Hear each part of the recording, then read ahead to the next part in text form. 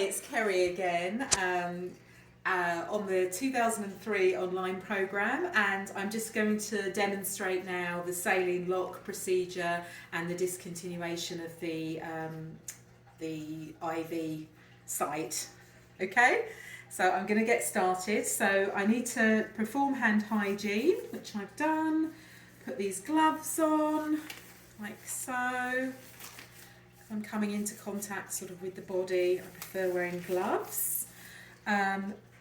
Now I'm going to, so the first thing I'm going to do is assess the IV site. So this is a peripheral IV line, and it's got this kind of attachment to it. And this should be clamped when I'm about to do the saline flush.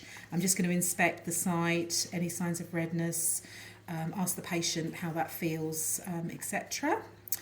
Then I'm going to get an alcohol swab and swab the end here. Okay, explain to the patient what I'm doing. This is the flush that I'm going to be using, which is the saline flush. Open that up. And this is it's all in sterile packaging, so I don't have to do anything with this. As long as this hasn't touched anything, I can open both ends now and attach. I need to prime. Oh, sorry, I just remembered there's an air, when this is open, there's an air part at the top. You can just about see there, so that needs to come out and come right to the top of that barrel. A sec. Sorry, I should be pressing it here because I don't want to contaminate this site here, like so. This part shouldn't be touched. Okay, just remembered. So this is swabbed. I'm gonna attach these together. Okay, just explain to the patient. There's going to be a little bit of pressure going into the site. I'm going to undo this clamp now. And then there's going to be a 3 mils going in to the site using a sort of push-pull technique to create turbulence in the sort of extension set. So 3 mils are going in, and on the last mil, I'm going to clamp it off. Sorry, this should be away from the patient so it's not pulling at the IV site. So higher up the tubing, and then I'm going to put the last mil in with it clamped. Okay, and that's flushing the IV site, doing the saline lock procedure. Okay, I'm now going to proceed straight on to discontinuing the IV, and I need to explain to the patient you no longer need IV fluids, IV access anymore. I'm going to be taking out your IV. You know, it's just a fairly quick procedure. Might be some minimal discomfort, but it just explains what I'm doing basically. So again, hand hygiene, new gloves on because I'm touching the site. This is off now. I have a 2x2 gauze, which I'm going to be using, and I'm going to open that. Making sure I don't touch the gauze inside.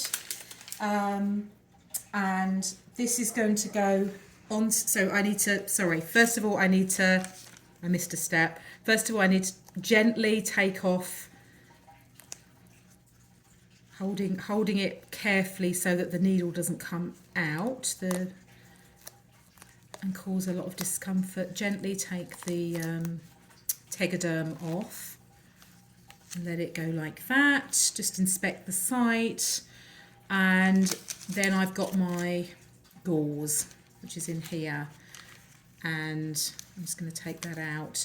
And the amount of gauze depends on what kind of medication the patient's on. So if they're on a lot of blood thinners, there's likely to be a lot of bleeding, so I'm going to need a lot more gauze. So this kind of information needs to be assessed before I actually do this procedure if possible.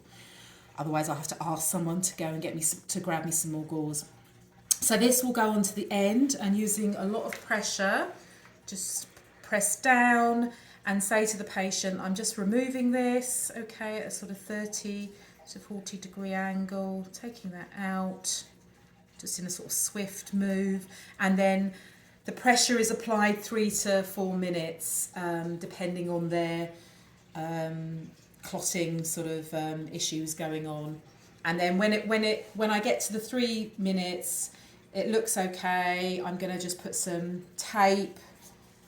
I will have some pre-cut tape here actually, and I'm just going to place that over the site. Sometimes you can ask the patient if they want to be involved in the procedure. They can press down as well and be involved in that. And then just inspect the area afterwards, so the tape is securing that.